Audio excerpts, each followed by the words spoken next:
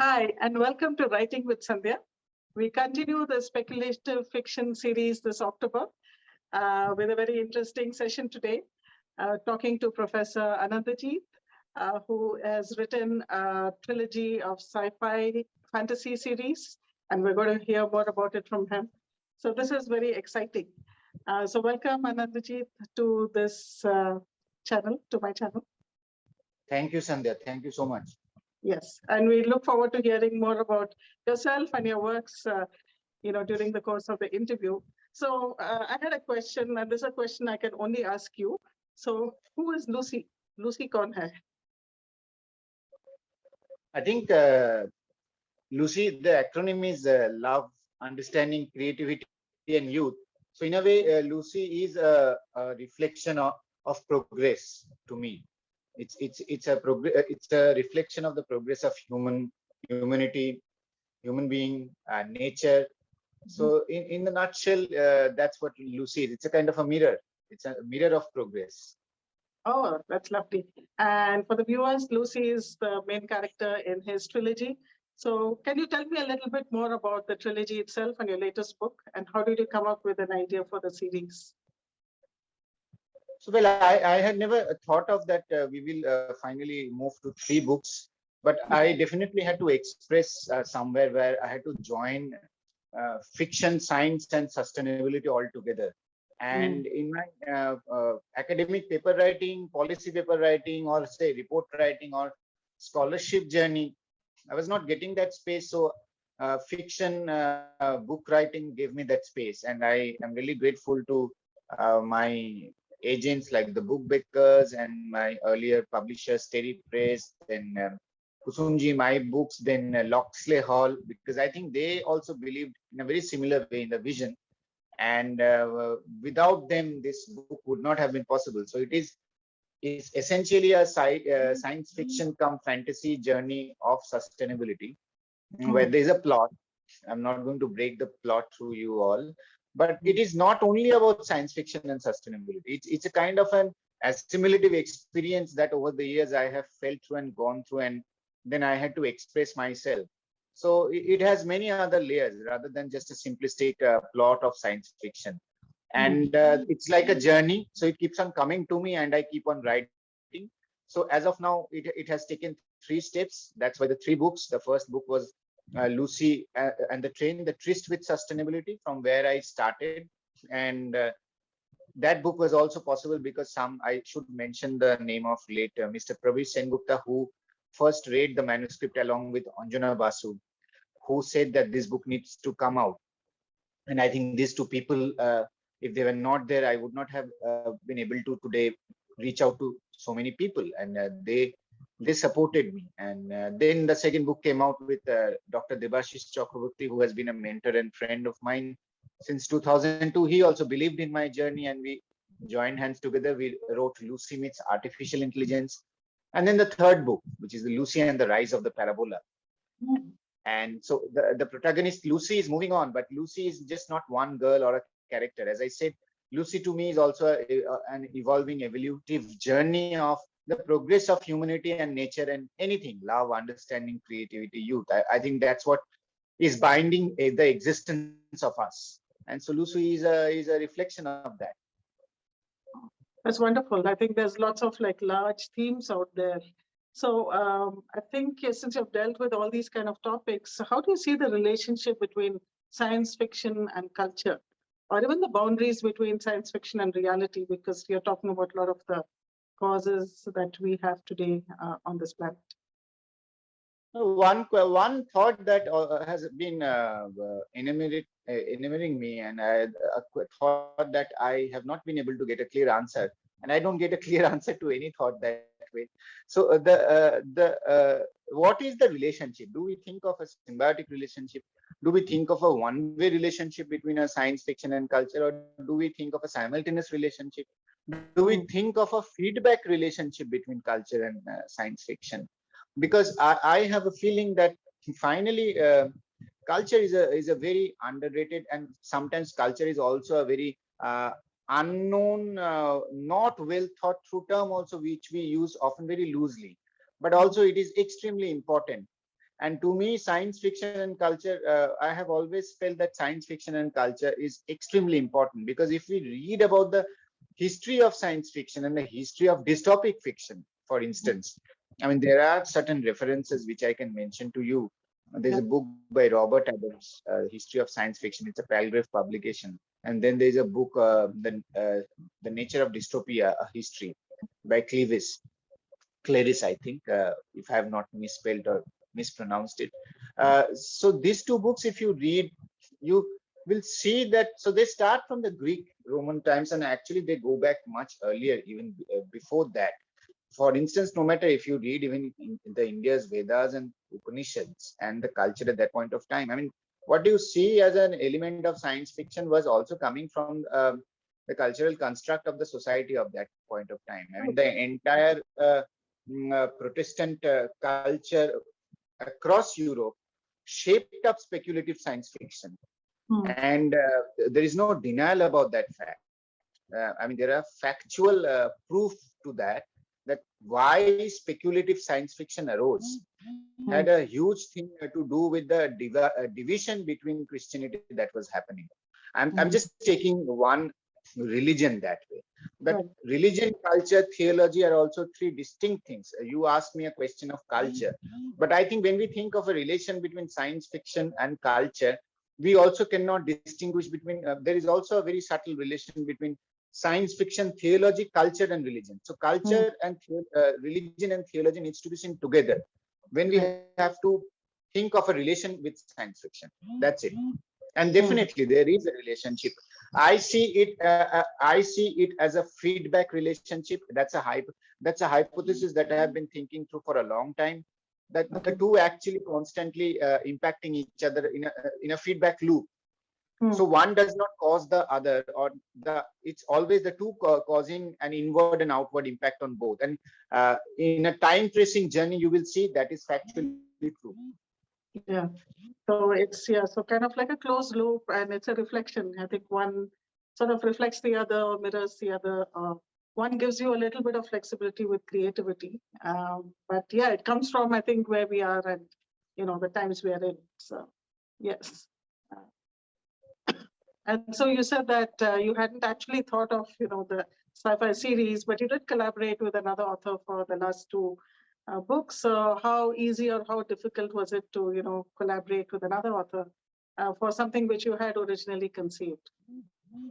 No, for me it was very easy in the sense, because as I said, Devashish has been my mentor since 2002, and I have always gone back to him, not from today. I mean, he knows me from 2002 when I was doing my masters, and I have always seen him as my mentor, my devil's advocate. He was a devil's advocate, and he has brought in a lot of value to my journey by being critical of whatever I have been doing. And I see this. See, Lucy might be coming out with my name or Devashish's names or our names together, but let's say this way: a journey of a science fiction and sustainability also is there are many people at the back end, at the backdrop, and those names are also extremely important. It's just not that two co-authors are collaborating to write one book. There are also many silent co-authors in the space who we are observing, who are actually the real change makers. Maybe their names are not coming on the front cover of the book, but nowhere their roles are diminished or demeaned. They also are coming up with a body of work. I mean, say if I have been on a field visit and I have watched a farmer doing something, if I have been on a train watching someone doing something, they are actually the real producer of the fiction for me. They are somewhere I'm just experiencing a certain thing and I'm communicating back to a certain set of audience, but they are also equally important. And if the question that you asked, so this way, see, Devashish is believing in the journey. He is the owner of the journey also. I have always think that the value and the space that he creates is extremely important, and it has never been a problem. Never. And for that matter, if you see my music and other works also, I always bring in even my sound production designer, engineer, everyone. I always make it a point that their names go first before me, even though I am composing or even though I'm performing. Yeah, I guess we're a microcosm of the cosmos, and we all have a role to play. And I think if your role is that of the narrator and bringing the story out, but as you say, there are a lot of other people who are part of this. And also, I think change is affected. While one person can trigger it, I think it has to be rolled forward, and it's the multitude that takes it forward. Yes. So, yeah, that's brilliant. So, yeah, we just jump straight into your book. And your book just released recently, right? Lucy and the Rise of the Parabola. This January 2021, it was first available online. Yes. Okay. And okay. then it went to the retail and the Amazon and Pustak Mandi. Then I think by January end it went. Yeah, it's this year. Yeah. Yeah. So that's quite easy. So in fact, just thinking of the character, I was thinking that there could be other adaptations of it. Have you considered that, whether either as an animation or any other form, just to take it to a even larger audience? No, I strongly believe the way I had visualized and the vision of writing Lucy, and then when Devashish also joined hands with me, and we are working together on it. And Lucy, the writing is very visual also at the same time. And I have been saying this in many other interviews that it is a kind of a writing which is placed somewhere like a script, a screenplay, like a script, as well as a fictional writing. Yeah. So you cannot exactly say that the writing style of it is just like a fiction. And it's intentionally done. It's intentionally done because today's world and the tomorrow's world is a world of visuals. The world has changed. Today, why we have reels, why we have Instagram reels, why? Because it's a very short span of time, and we are trusting more on visual memory of people. Though I have my own reservations about that because I don't think that too much of realization on visual memory also can act a kind of an inhibiting factor towards imagination.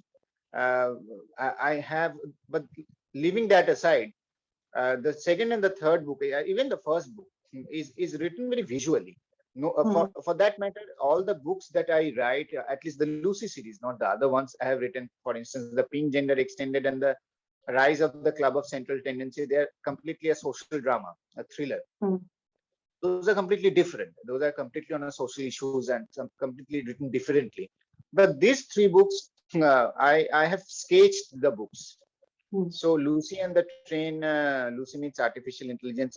I always do sketch, scribble first in my diary, and then I start writing whenever I'm writing something. So the visual is always there.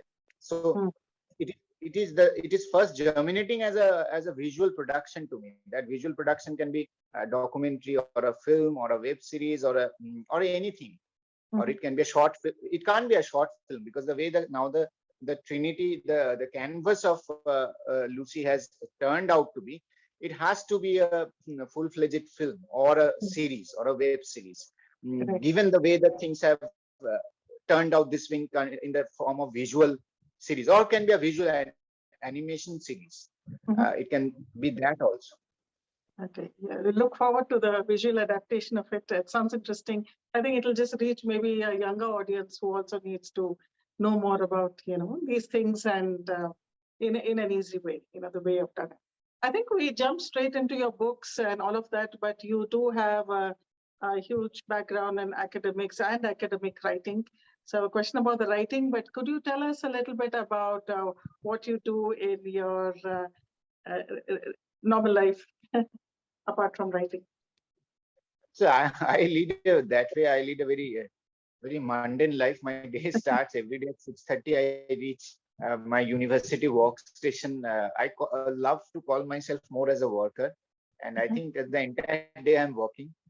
So 6:30 I start. I reach my university workstation, which is right now Manav Rachna International Institute of Research and Studies. So I'm heading a department called Department of Social and Political Studies over there in the Faculty of Behavioral and Social Sciences. So from 8 to 5, 5:36, I'm constantly working on my academics. I take classes in the morning. Then my entire time is dedicated to my students till 6:37. I come back. Then I will play with dogs, and then I will again get to books or sketch something or compose something. I have a piano, keyboard, guitar, my own canvas just beside me. And then again, I get back to work in the midnight. I start working, and then again, I get up early in the morning. It's a very routine life that way, and very boring life. So if you ask me, I don't have a very, and in between, I eat khichdi with my landlady and her family, who are very dear to me. So this has been a normal routine life, every day eating khichdi. Otherwise, that way my normal life is very boring. Oh well, I how can I miss my the dogs? Yeah. So yes, and they are there, and on and off. When sometimes I do get to play sports, I do indulge myself in playing cricket or football. Last Friday, I played a cricket match. Earlier, I used to play every Saturday or Sunday. I used to play cricket, but due to COVID, those things stopped. Earlier, I used to swim every day, almost 18, 19 laps. So I was a regular swimmer. So I will, because sports has always been an integral part of my life. I used to play 1 or 2 hour badminton earlier, till 2016, 17, 18, or swimming. Cricket, sometimes I'm playing these days, but yes, no. I never wanted to be an academic, by the way. Just let me be very honest. I think I am more at peace when I am composing, or when I am on a football ground or a cricket ground, or in the water swimming. That doesn't sound like a boring life to me. It's like, I think you have multiple interests, and I think you're doing so many things in different fields, and I think that makes it interesting. So yeah, thank you for sharing that. But so that, I think sorry to cut you, but that in a way can also be seen as to some people as, I am very narcissist and a self-centered person. I am just doing it for myself. Yeah, but you do have a vision for what you want to do in the world. So, that was like my next question is, and you gave us a glimpse of that vision. So to what extent do you think science fiction can affect or improve the developments in science and technology in human life? We talked about, the past impact, but what about going forward? So can we say that science fiction can change what human life looks like in the future? Well, science fiction always inspires action, because it sometimes gives you a jolt, or it shakes up your mind, and it pushes you towards your internal beauty. Because the external beauty to me is a craft and often aesthetics, but it's not beauty to me. For me, the definition of beauty is very inward. And I think science fiction inspires all of us to look towards that beauty. And that's only beauty to me. And once you try to find out that beauty within you, it will automatically inspire a reflexive action within you. And we need action to change the world. Right. We just don't need aesthetics to change the world. The world is changed by the transgressive journey to move towards a soul-seeking beauty. The world has never changed by only putting up showpieces on the walls, or aesthetic pieces. World has always changed by more towards an inward soul-seeking journey, and that's beauty for me. I mean, let's take this way. Slavery was there. We all know slavery. We all hate it, but it was also the slaves who sang these beautiful jazz melodies and rhythms while being on the ship. And in that journey, let's imagine this way. They were trying to find a peace. They knew they were tortured. They knew they were tormented. But maybe that pure sound, the song, the melody which they were doing, somewhere pleased even a racist person who was supposed to be a white. And who knows, that had changed their lives too. And we know what happened when the jazz traveled from Cuba to New Orleans too. And that's how the world changed. So I took an example of music, but fiction also does the same thing. I mean, you take any work of fiction, it stirs you. It creates a soul-seeking journey. And yes, it has to inspire an action. It has to challenge. It has to challenge people. Challenging does not always mean that we have to shout at the top of our voice. Yeah. Actually, silence means still waters, and that is the real challenge. So the person reads the work. The person should become dumb after reading it, which means that actually the change is coming. Yes, yes. And so you have a lot of knowledge and which you have tried to distill and use in your books, but did you have to do more research for your books, or you just used the information or knowledge that you had? No, for me, research is a continuum. I think because I'm constantly reading something, and I don't stop myself to reading anything. I read everything. I mean, even at this point of time, yesterday I did a literature review of digital literacy, digital technology for Africa, because I'm interested in the continent called Africa, because I love people of Africa, because I know Africa is just not a continent. Every little district and tribe of Africa is distinctly different from the other, and it is this difference, it is this diversity that excites me. And the same holds for my own country, beautiful country like India. We all are so different. So when I'm curious and when I'm inquisitive about any diversity, I will read about it, be it technology, be it science, be it fiction, be it people.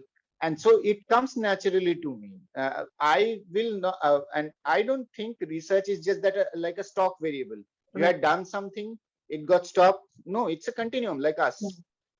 So I don't think that any writer or any communicator or any person, as I said that at the beginning, that maybe I'm just a narrator or a communicator. There are many other authors who are owning the work. So anyone has to do it, because if I don't understand the space, which is constantly evolving, how will I express new things? How will I express the new stories? How will I observe? My observation and my curiosity for observing new things has to stay alive. That's what Lucy is, na? Creativity and youth. Yes. I think those are important skills that everybody needs to have and probably expresses in different ways. But that's an ongoing thing, as you said. Yeah. Was there any early experience that you had where you realized that language had power, since you have chosen this as maybe one of the mediums to express yourself? Yeah, okay, let me say this very clearly and honestly, that I always feel very shy when people say that I'm an author. I really don't think I am an author, because I think I would have loved to write in Bengali. I would have loved to write in my mother language. I think that, or I would have loved to say express Lucy through songs, or I would have loved to express Lucy through paintings, or maybe through acting, or maybe through the communicative language could have been very different. Anything. I mean, it is a culmination of many thoughts which are jammed up and which are constantly flowing. They need a vent. Luckily, fortunately, as I said, that yes, I got support of so many people. Late Mr. Sengupta, Anjunadi, who found that no, this language, this is something unique. I still think that I'm not a good author or a writer, but yes, I think there is some originality in what I do. That little thing I am quite confident of, that whatever I do, there is some originality in that. I don't, and I generally don't like to do pretense kind of artwork. If I don't believe in something, I will not just not do it. So if I am saying something about Lucy in the third book, every line that I have said along with Devashishda with me has come out straight from my heart. And something which Devashishda also regulates me. Sometimes it becomes too much from the heart. So he has to edit and he has to tell me that no, I mean, he's a good director. He just gets the best out of me. So that's it. Yes, and that's what the language does. And ideally, I had told some few days back to someone, I don't remember, in some of the interviews, I said that maybe the day I really write a great original, more original piece in Bengali, I might actually stop writing that day, so that I don't feel. So I want to get to that feeling of vacuum, that there's nothing. Is there a point where actually there's no language to communicate in terms of letters or words? I don't know. Is there a point which can come in a human life space that, well, we are just making sounds to communicate to each other. We don't need anything. I don't know. I'm just uh, raising random thoughts to you. Yeah. No, that's very profound. So it's like when you create the ultimate piece, okay, then you stop. So I think that's in very profound, something to think about. Yeah. So do you think you could maybe translate your words in Bengali? Have you considered that? I had already translated Lucy and the Train long time back in 2016. I have one of my school friend also, Shoikot, had also helped me. But I don't know. Then I had sent to several publishers in Bengal, West Bengal, Kolkata. Maybe I'm not too much liked over there in my own state. Uh, uh, I don't know. But I never got a response back from anyone. So maybe my writing style is not good enough to fit that space, or maybe I'm not too original enough to fit the Bengali culture or the Bengali market. It doesn't sound like it, but sometimes it's maybe just the right time. So you could try again. Or now, of course, with the ebooks and so many platforms and mediums, it's becoming a little bit more egalitarian. There's so many options to so Sandhya, I am also pretty stoic about these things. I'm not going to die too much that, okay, I really have to reach out to. If people approach me, it's fine. Otherwise, I will be just honest to my medium. Yeah. And whatever comes along the way it's a co-benefit for me, because I also have other passions. So, for instance, to get to class, to meet my dogs, to get licked by my dog, that is also very important for me. Right. So I know that these spaces are equally important. You keep that perspective. Yes, so that makes sense. You also have, since you've been in academics, you have a lot of academic papers. I think you have a lot of body of work in academics as well, also. So has academic writing helped your creative writing or affected your creative writing in any way or not? No, I think academic writing helps everyone. In academic writing, what I have learned, and I still am not a very good academic writer, because I still think I'm evolving, and I give a lot of credit to all my co-authors in every paper with whoever I have collaborated. It will be a huge list of names, so I'm not citing everyone, but I think each one of them, they made me evolve, each one of them. So what happens in academic writing is that every line is questioned. Every line has to be justified. Every word has to be justified. If there is not a justification coming from me, I have to cite a literature. I think that rigor of academic writing then also helped in a natural culmination of a fictional space. Right. Yes. So, no, I think that's very useful. Academic writing really has helped. More than academic writing is the mentorship of my co-authors. Every co-author in every paper. I am extremely grateful to my supervisors, PhD supervisors, each and every one, and the co-authors. Yes. And you also blog extensively, I think. So where do you blog and what do you like to blog about? So my blog space is named as geekonomistdiary.blogspot.com. So it's geekonomistdiary.blogspot.com. I started it in 2009. Okay. I started writing in 2009 because, and I write anything because that blog space is very much, I think that what I enjoy the most is my blog space.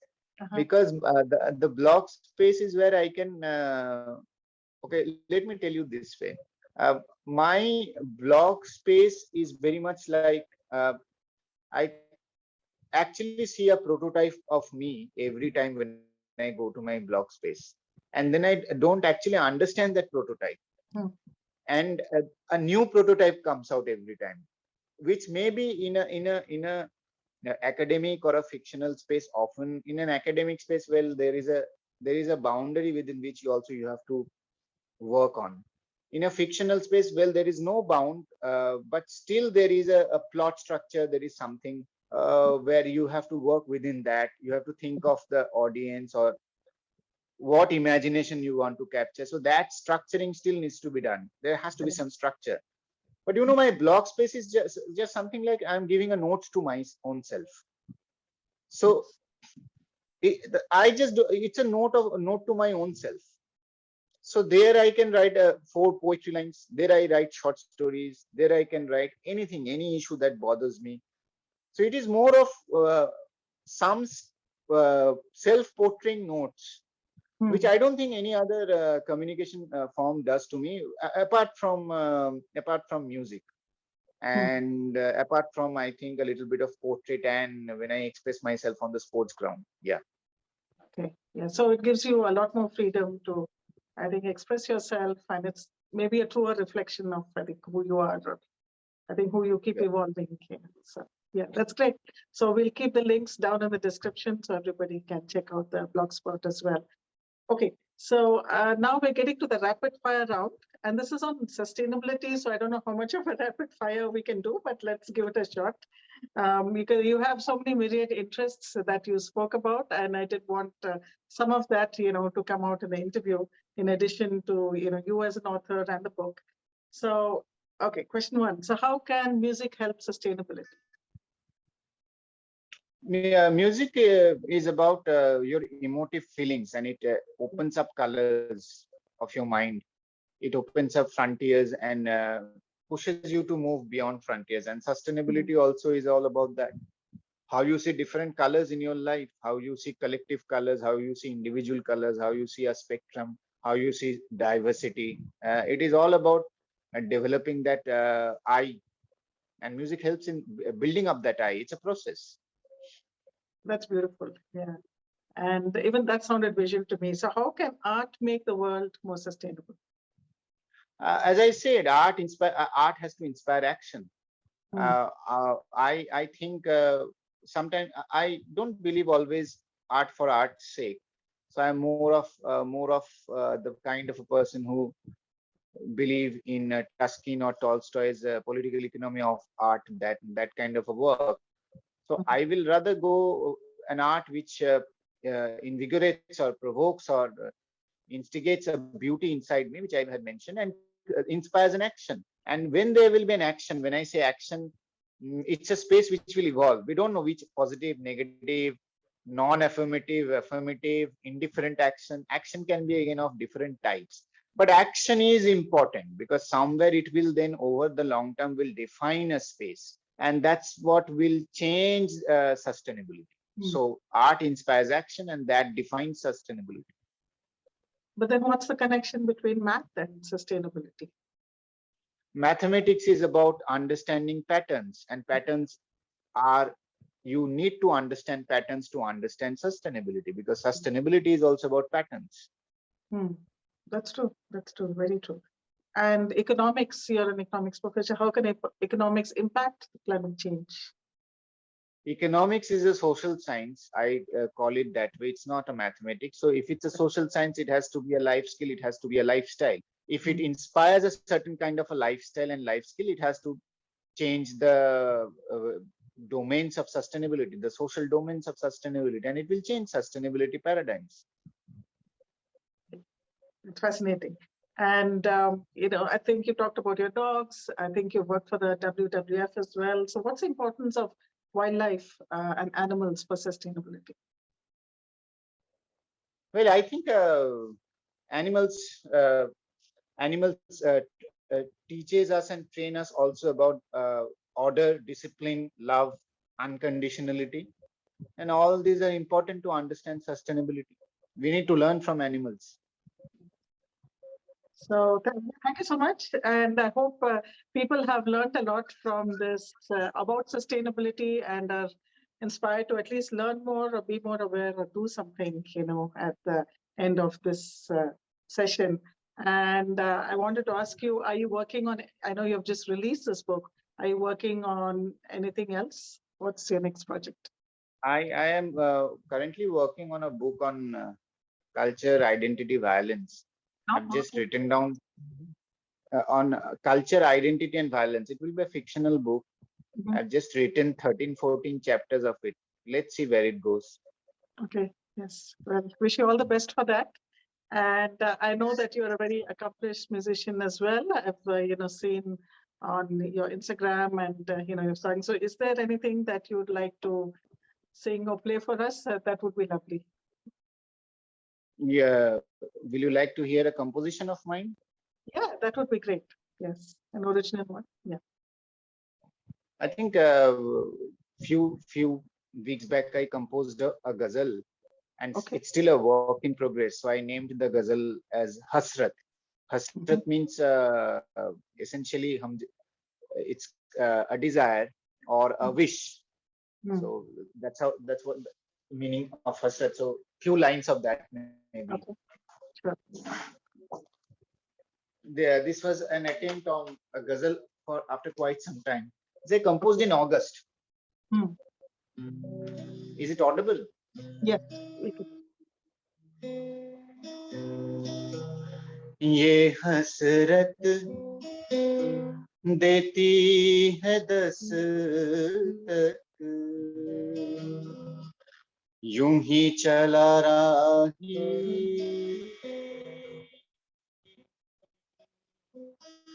देर हो सही, ठहर जा तू,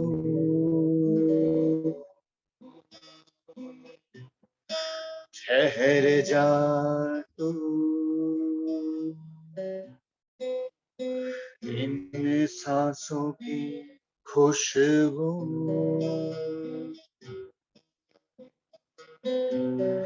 तुझे एक आरज़ू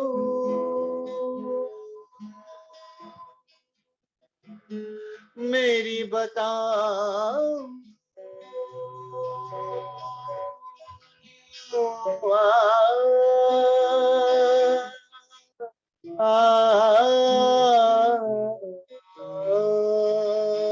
के सिलवटों में तुझे ढूंढ लूं,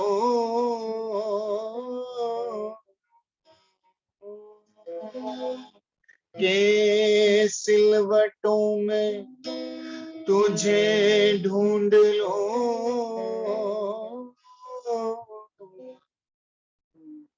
मिल गई बारिश की गुफ्तगू,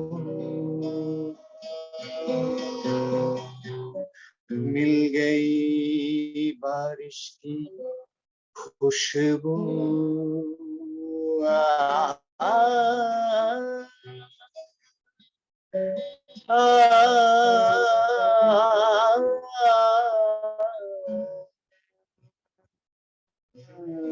मिल गई बारिश की खुशबू.